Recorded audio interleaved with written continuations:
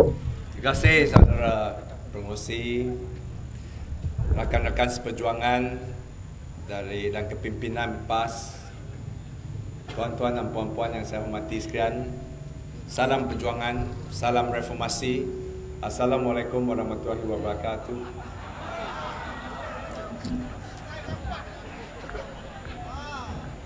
Saya pertama sekali ucapkan ribuan terima kasih atas undangan PAS malam ini dapat bertemu dengan pengundi-pengundi. Dan sekarang musim pilihan raya, kita lah gelaran YB itu tak adalah. Kita kembali kepada rakyat. Sekarang rakyat yang akan putuskan sama ada nak sambung kontrak atau tidak. Nak sambung? Saudara-saudari yang saya hormati sekalian, kebelakangan ini saya juga rasa bersyukur kerana malam ini tenang. Memanglah di Kelantan ini tidak pernah ada huru-hara.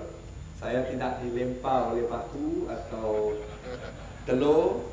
Tidak ada apa-apa orang yang berdemonstrasi menentang Pencua. Memang aman. Saya ucapkan terima kasih kepada pasukan keselamatan. Saya kebelakangan ini sudah dijadikan sasaran sebagai musuh negara nombor 1. Setiap malam TV3 ada orang nak pijak gambar, ada orang yang nak bakar gambar, macam-macam. Dan saya tidak tahu tadi saudara Mak Sabu ada datang? Tak ada. Tadi saya bersama dengan Mak Sabu dan saya telah pecah rekod Mak Sabu. Dulu Mak Sabu banyak lah, tapi sekarang saya kalau mengikut Guinness Book of Record of Malaysia, saya orang nombor 1 yang terima paling banyak laporan polis. Ini adalah kerana ada segelintir manusia yang menganggap saya ini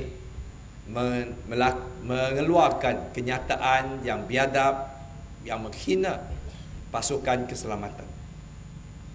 Dan inilah saya nak jelaskan sekali lagi. Kalau siapa-sesiapa yang banyak tengok TV3, janganlah percaya. Saya tidak pernah keluarkan apa-apa pun, tidak setulah ayat yang menghina atau memperlekehkan anggota keselamatan. Ini satu pembohongan yang tidak berasas. Padahal ada juga saya tuduh saya kata komando mati katak. Itu lagi tidak ada. Itu Papagomo yang rekakan cerita ini. Saudara-saudari, saya berdiri di sini. Saya ingin nyatakan rekod saya sebagai seorang aktivis reformasi. 15 tahun kita pegang rekod, turun jalan raya, masuk lokap, keluar lokap.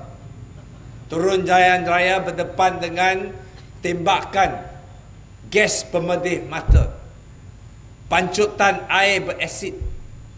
Saya pernah duduk di tengah jalan raya, ditendang, dipukul, ditekan, dibelasah oleh pasukan polis, dimasukkan diheret dalam truk, dipukul lagi dalam truk, masuk dalam lokap, pukul dalam lokap. Tapi saya tidak pernah sepanjang perjuangan saya keluarkan apa-apa kata yang kesat, maki hamun terhadap anggota polis. Saya tidak pernah angkat tangan untuk lawan balik. Tidak pernah seketul batu dilempar mencederakan anggota keselamatan. Kita tidak pernah membenarkan pengikut kita untuk lawan balik secara kekerasan. Ini adalah kerana saya menganggap pasukan keselamatan ini kita menghormati peranan dan tugas mereka.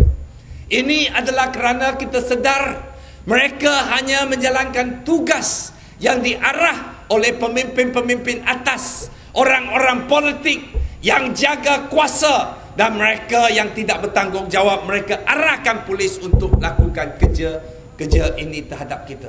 Dan tidak sedikit pun dalam hati saya ada rasa benci atau marah terhadap pasukan keselamatan.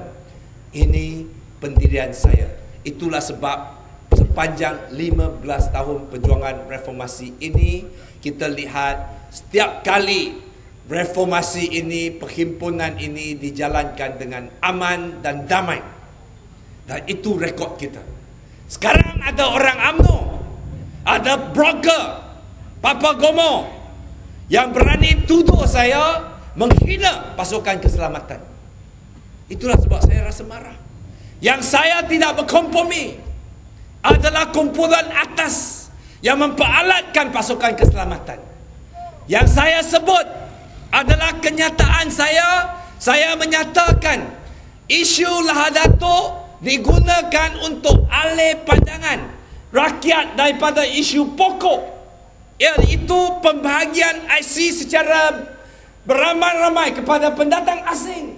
Itu masalahnya. Saya tidak salahkan polis, saya tidak marah polis, saya tidak anggap pasukan keselamatan kita tidak profesional. Sebaliknya, saya bertanggungjawabkan pemimpin, termasuk bekas Perdana Menteri Malaysia Dr. Mahathir, yang bertanggungjawab menjadikan masalah hari ini di Sabah, yang menyebabkan kedaulatan negara kita terancam.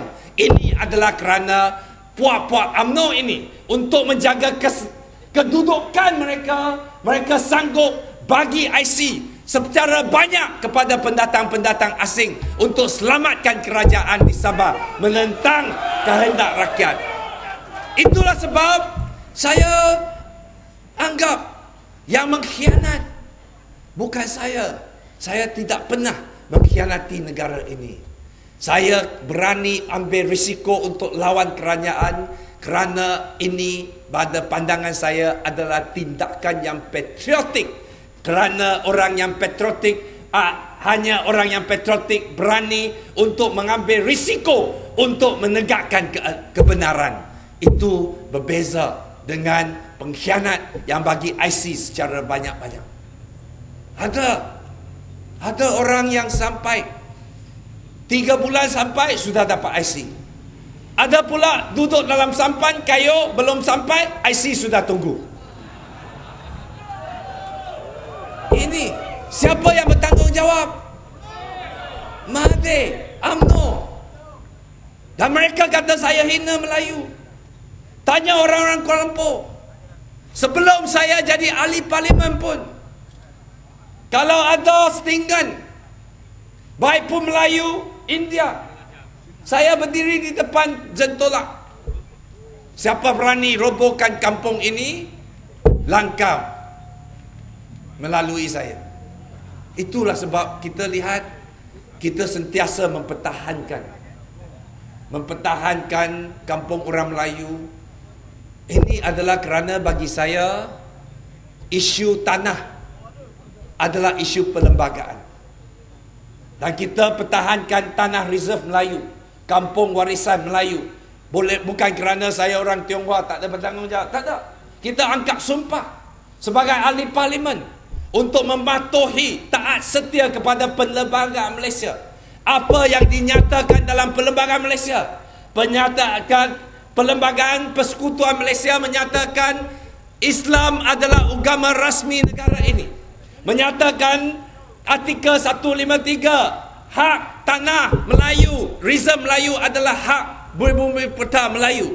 Dan kita sebagai rakyat Malaysia, tak kira orang Tionghoa, orang India, orang Melayu, harus wajib untuk mempertahankan artikel-artikel perlembagaan ini. Di negara ini, kalau kita berbaik dengan penguasa, ada parti komponen Barisan Nasional yang berani mencabar dan mempelekehkan hukum agama rasmi negara ini. Tapi tak ada masalah. Kerana nama dia Chua Swee Lek, bukan Chua Tien Chang, bukan Tien Chua. Kalau dia Chua Swee Lek, dia ada hak istimewa untuk mempelekehkan hukum agama rasmi negara kita. Bagi saya, mempertahankan hukum negara, mempertahankan agama rasmi negara ini bukan kerja orang Melayu saja. Ini adalah kewajipan semua rakyat Malaysia. Tapi Chua Soon Lek boleh, kerana dia kawan baik dengan Najib. Di negara ini ada ahli parlimen dari Kelantan, kerana dia sokong UMNO. Sikit-sikit hurun sekeris orang Cina balik tongsan. Boleh ugut, mau bakar kitab Injil, itu okey, tak ada masalah. Ada kawan kita yang lompat, sekarang dapat kerusi pula. Boleh menghina agama Hindu, menghina Taipusam, tapi dapat kerusi. Tanding lagi di Shah Alam. Mereka ini terlepas. Sungguh pun mereka keluarkan kenyataan-kenyataan yang menghasut, menyakitkan hati, menyentuh sensitiviti masyarakat. Tapi tak ada masalah. Tapi bila Tien Chua sebut UMNO berkonspirasi, ini hasutan, tangkap, bawa ke mahkamah, didakwa dalam mahkamah. Kenapa ada dua jenis manusia di sini? Ada keistimewaan kepada tokoh-tokoh yang pro UMNO. Mereka boleh mengeluarkan apa-apa saja.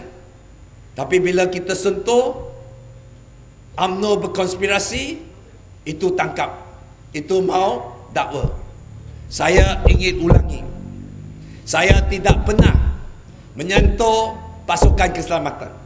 Tetapi pendirian saya, UMNO berkonspirasi, tetap bersama. UMNO memang parti berkonspirasi. UMNO memang parti konspirasi jahat. Kalau tidak ada konspirasi, UMNO tak tahu nak tanding pilihan raya lah. Setiap kali ada pilihan raya, adalah kes macam-macam. Tanyalah kawan-kawan kita, bukankah memali satu konspirasi? Tanya Datuk Seri Anwar Ibrahim. Isu liwat 1 tak cukup dengan liwat 2, tak cukup dengan perempuan, lelaki pula. Tak cukup dengan hitam putih color pula. Tak cukup dengan gambar, ada video juga. Tak habis-habis dengan Anwar Ibrahim. Ayah Saiful Buhari sudah mengaku ini konspirasi. Ini adalah rancangan diarah oleh pegawai khas Perdana Menteri.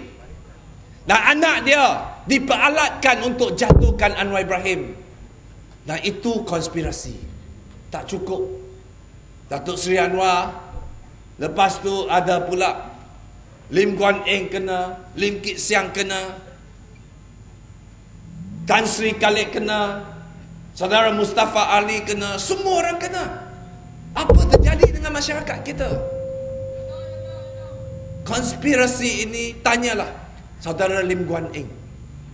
Lim Guan Eng sekarang adalah Ketua Menteri Pulau Pinang. Sebelum ini adalah ahli parlimen Kota Melaka. Apa Lim Guan Eng buat? Lim Guan Eng mempertahankan maruah seorang gadis Melayu. Dia masuk penjara. Hilang kelayakan untuk bertanding sepanjang 5 tahun. Yang memperkosakan gadis ini dibebaskan untuk melempar fitnah seluruh Malaysia. Inilah konspirasi yang saya maksudkan. UMNO sentiasa merancang dengan jahat untuk menjatuhkan musuhnya.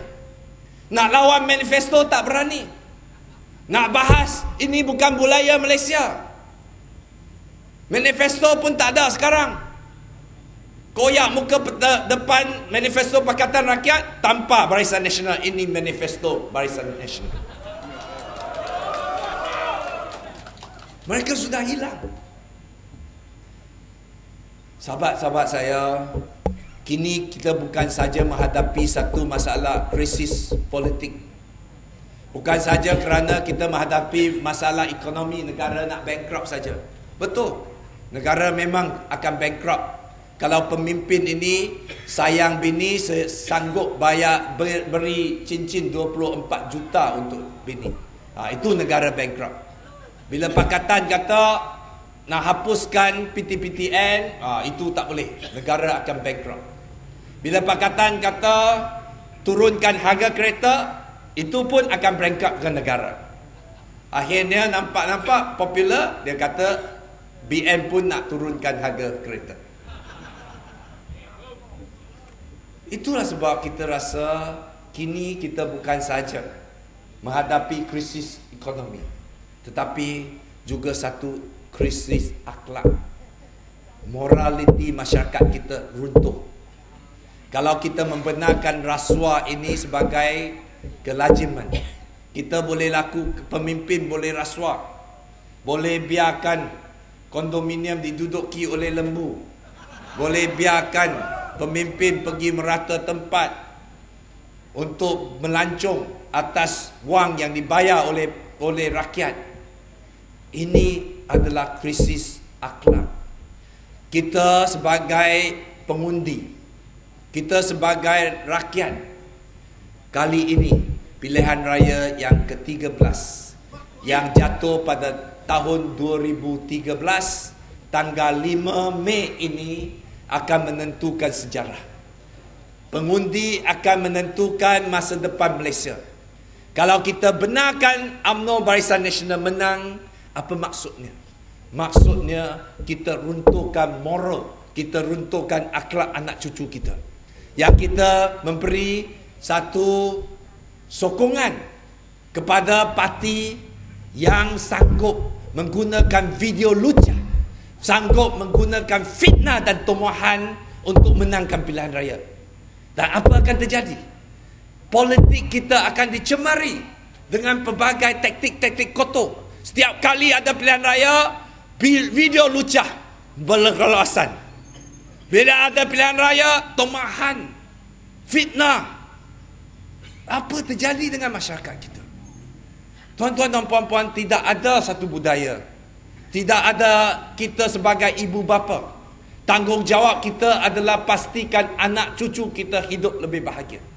Kita akan pastikan apa yang kita usaha ini, generasi yang akan datang selamat. Negara kita sekarang berhutang banyak, tapi pemimpin untuk menang pilihan raya, sini tabur 1,000, sana 500, sekejap brim, sekejap broom, sekejap 4 biji tayar percuma, datang pula mesin jahit, datang pula 10 kilo beras. Sekarang politik dalam Barisan Nasional, ceramah Barisan Nasional tak ada penceramah politik. Yang ada penari, yang ada penyanyi. Lepas tu seperti pesta cabut bertuah. Datang, pulang dengan hamper banyak, nak bagi banyak-banyak hadiah, bagi duit. Apa terjadi dengan masyarakat kita? Masyarakat kita tidak digalakkan untuk berfikir. Pengundi tidak diajak untuk mentimbangkan tawaran Pakatan Rakyat dalam manifesto kita, dalam buku jingga kita, dengan tawaran Barisan Nasional. Tawaran Barisan Nasional bagi duit. Tawaran Barisan Nasional video lucah. Tawaran Barisan Nasional ini bagi hamper, bagi 10 kilo beras. Jangan kerana 10 kilo beras kita gadaikan masa depan anak cucu kita. Kita sebagai ibu bapa harus ingat.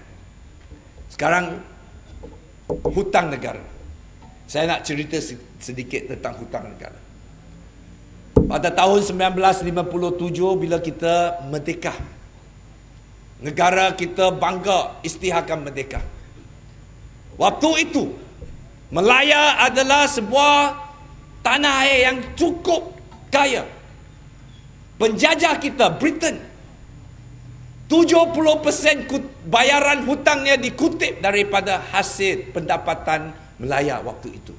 Tanah Melayu menyumbangkan 70% bayaran hutang untuk pihak British.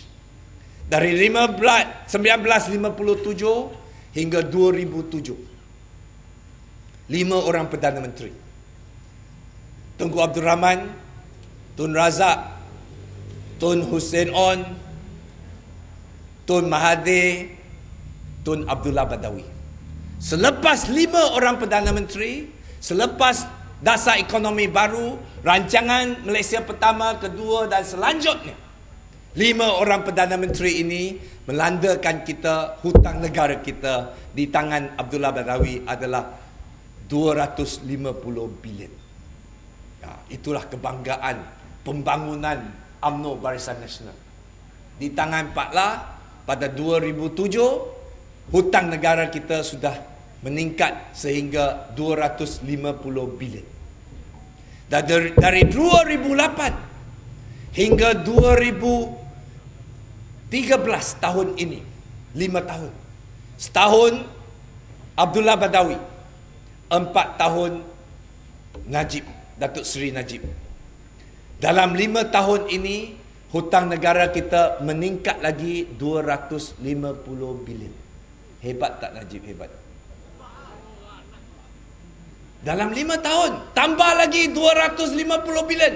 Jadikan hutang negara kita pada tahap 504 bilion sekarang. Bila saya sebut ringgit Malaysia 504 bilion, orang kampung tengok berapa kosong di dalam bilion-bilion ini tak faham. Saya nak bagi satu kesimpulan. Kalau ketua kampung di sini ada tak? Ada. Saya nak suruh Exco dah tak ada lah, tapi kalau Exco Kerajaan Negeri Kelantan bagi peruntukan 1 juta ringgit kepada ketua kampung, sudah tentu saya jamin beliau akan dapat dirikan sebuah dewan masyarakat yang cukup canggih dengan kapek, dengan PA system, dengan air condition. Betul tak? 1 juta cukup. Kalau kita bagi sebuah kampung 1 juta ini cukup untuk mendirikan sebuah surau yang baru dengan cukup cantik. Mungkin boleh dirikan sebuah tadika dengan 1 juta. Bagi orang Siam mungkin boleh buat satu kuil. Tuan-tuan dan puan-puan, 1 juta itu banyak. Kalau kita nak lunaskan hutang 504 bilion ini, kalau kerajaan bayar balik 1 juta sehari, 1 minggu kita bayar 7 juta, 7 buah surau. Sebulan kita bayar 31 juta, 31 dewan. Kalau setahun kita bayar 360 juta, 365 buah sekolah kita boleh dirikan. Untuk selesaikan hutang yang dibeban oleh Najib dan UMNO Barisan Nasional 504 bilion ini, sehari kerajaan bayar 1 juta, kita terpaksa mengambil masa 1380 tahun. Itulah panjangnya kita terpaksa bayar. Kita tanya kita sebagai ibu bapa, kita usaha sekarang, kita berkorban sekarang.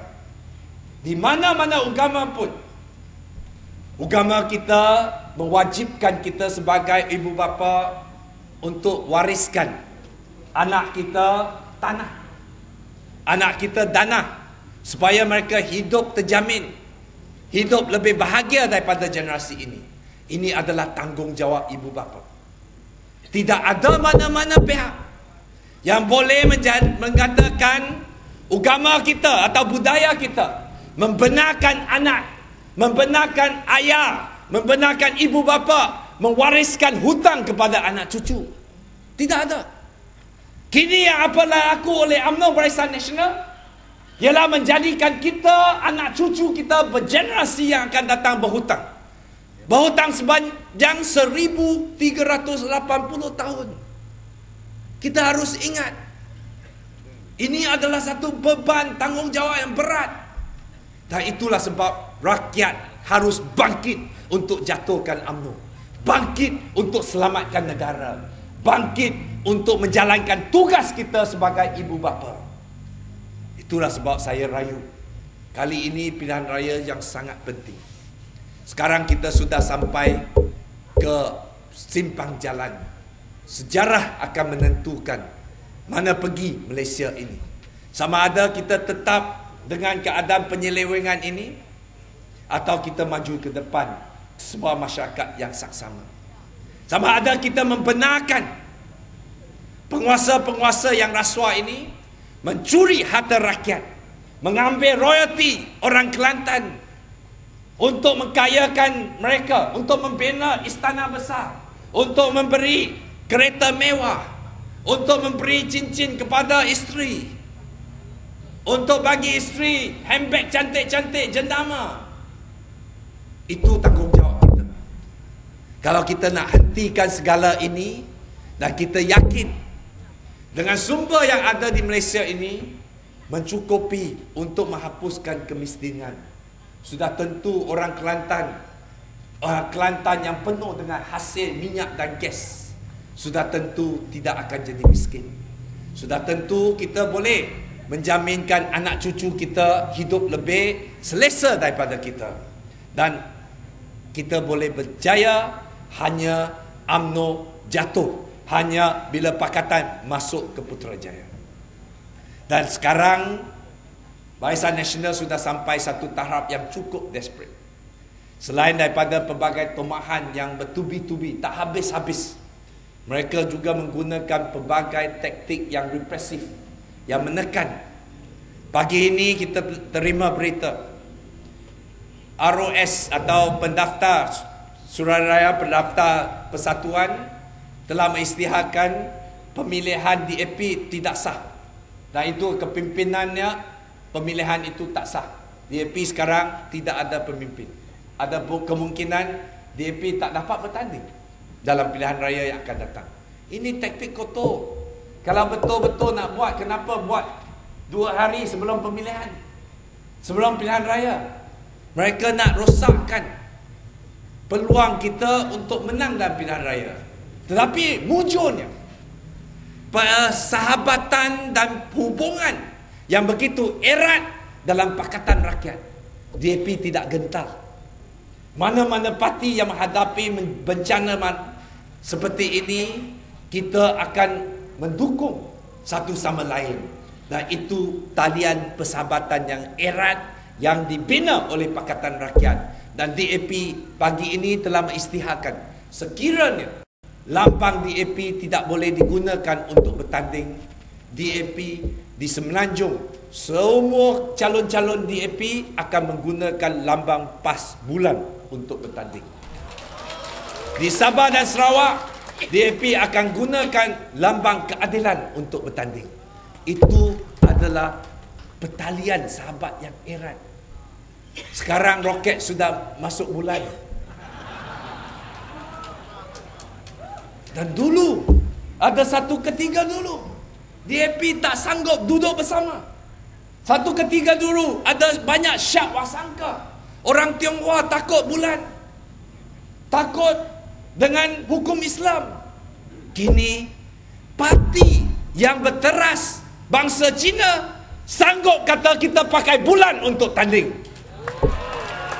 Dan inilah menakutkan UMNO Barisan Nasional. Tengoklah, berkecelaru. UMNO bergaduh dengan MCA atas kerusi. UMNO nak gaduh dengan MIC nak rebut kerusi. Gaduh satu sama lain. 55 tahun mereka kerjasama, mereka tak dapat memupuk satu persahabatan yang erat, harmoni di kalangan masyarakat. Kerana mereka sentiasa memainkan taktik pecah belahkan masyarakat. Kasih orang Cina takut orang Melayu, kasih orang India lawan dengan orang Melayu. Dan itu taktik mereka survive. Kini bila Pakatan Rakyat kata perpaduan itu adalah kunci kemenangan, UMNO hancur. Tak ada tempat lagi mereka boleh sembunyi. Dan ini saya rasa bangga. Kerana kini masyarakat Malaysia telah maju ke satu demokrasi yang matang. Dan kita yakin dalam pilihan raya yang akan datang, kita akan menentukan. Dan tuan-tuan dan puan-puan, malam ini saya sungguh bertuah. Saya rasa kita bersama-sama akan mengukir sejarah baru Malaysia. Kita yang mempunyai tanggungjawab akan memastikan selepas 55 tahun negara ini diperintah oleh satu parti secara monopoli yang sudah cukup rasuah dan sudah cukup rosak dari segi akhlak, dari segi politiknya, sudah sampai penghujungnya. Dan saya yakin dengan keberanian rakyat kita akan berjaya. Kali ini bukan saja di Kelantan saja. Saya mengaku sejak 2008 saya jarang datang Kelantan. Sebelum 2008 sering datang. Ini adalah kerana Kelantan merupakan kubu kuat kita yang memberi sokongan kepada reformis supaya kita boleh maju ke depan. Tapi selepas 10 tahun kita berusaha, 2008, mulai dari 2008 saya jarang datang Kelantan kerana Kelantan ini memang tempat selamat untuk Pakatan Rakyat dan kita maju ke tempat lain. Saya selalu pergi Sabah, saya selalu pergi Sarawak, dan kini kita akan mula tawan Johor. Mulai kita Pakatan Rakyat, PKR hantar Datuk Chua Jui Ming, dulu bekas Menteri Kesihatan, untuk menjadi Ketua Negeri Pimpinan Majlis Pimpinan Negeri Keadilan di Johor. Itu satu perkara baru. Johor negeri orang Melayu, tapi keadilan lantik Cina untuk memimpin sana. Di bawah tangan Chua Jui Ming, maju sokongan kita di Johor. Kemudian datang pula YB kita, Kubang Krian, tinggalkan tempat selamat, balik kampung ke Pulai untuk bertapak di sana. Ini tambah lagi keyakinan orang Johor terhadap Pakatan Rakyat. Gelombang yang terakhir yang dipimpin oleh Ketua DAP sendiri, iaitu Saudara Lim Kit Siang, yang membawa sekurang-kurangnya 4 lagi ahli parlimen dan DUN, tinggalkan tempat selamat dari Pulau Pinang, dari Kuala Lumpur, semua terjun balik ke Johor untuk tawan sekali. Mantap sekarang kita lihat gelombang cukup besar. UMNO di Johor goyang, dan sampai bekas Menteri Besar Johor pun akan tewas di tangan Lim Guan Eng di Gelang Patah. Kita jaminkan. Inilah tunjuknya kita telah maju ke depan. Dan pada tanggal 5 Mei sudah pasti nasib Malaysia di tangan kita. Dengan pensel dan kertas undi, kita akan mengukir masa depan yang lebih cemerlang dan lebih saksama untuk rakyat Malaysia. Saya ucapkan tahniah dan penghargaan setinggi-tingginya kepada rakyat Malaysia. Kerana erti makna pilihan raya yang ke-13 ini jauh lebih besar daripada naikkan Pakatan Rakyat, naikkan PAS, naikkan DAP, naikkan keadilan, memperbanyakkan ahli parlimen. Itu bukan maksud sebenar pilihan raya ke-13 ini. Maksud sebenar pilihan raya ke-13 ini adalah kembalikan hak ini kepada rakyat. Rakyat akan menunjukkan inilah suara keramat yang kita mau semua ahli-ahli politik, semua parti-parti politik dengar betul-betul. Rakyat pada pilihan raya ke-13 akan memastikan dengan undi kita memberi amaran yang akan dirakam dalam sejarah Malaysia. Bahawasanya jangan ada mana-mana pemimpin, ingat betul-betul, jangan sekali-kali mengkhianati amanah rakyat. Dan rakyat tidak akan lupa. Rakyat akan bangkit untuk jatuhkan parti ini. Jatuhkan parti UMNO Barisan Nasional kerana mereka sudah khianat amanah. Jatuhkan UMNO Barisan Nasional kerana kita mau bagi ingatan kepada semua parti-parti yang akan datang. Jangan sekali-kali ini mengkhianati amanah ini. Dan kita akan ingat, bila-bila saja mana-mana kuasa yang melakukan penyelewengan rakyat yang mempunyai kuasa sakti ini akan jatuhkan parti politik ini. Dan itulah sebab pilihan raya yang ke-13 adalah pilihan raya yang paling sejarah sekali. Dan kita harap satu hari nanti secara bangga, kita sebagai atuk, kita sebagai nenek, kita boleh beritahu anak cucu kita, kita telah participate, kita telah berjaya untuk jatuhkan rejim UMNO, kita telah berjaya menciptakan sejarah, dan ini adalah kebanggaan generasi ini. Dan apa kebahagiaan dan kesaksamaan yang dinikmati oleh anak cucu ini adalah kerana pengorbanan generasi kita, pengorbanan aktivis kita yang pasang bendera, yang naikkan poster, yang naikkan kemah-kemah. Semua ini adalah manusia yang berjasa, yang telah menjadikan Malaysia ini bangga. Bukan saja YB, bukan saja calon, tetapi setiap warga Malaysia mempunyai tanggungjawab untuk ubah, untuk selamatkan Malaysia, untuk selamatkan anak cucu kita. Dengan itu saya sekali lagi ucapkan tahniah dan sekian. Wassalamualaikum warahmatullahi wabarakatuh. Selamat malam.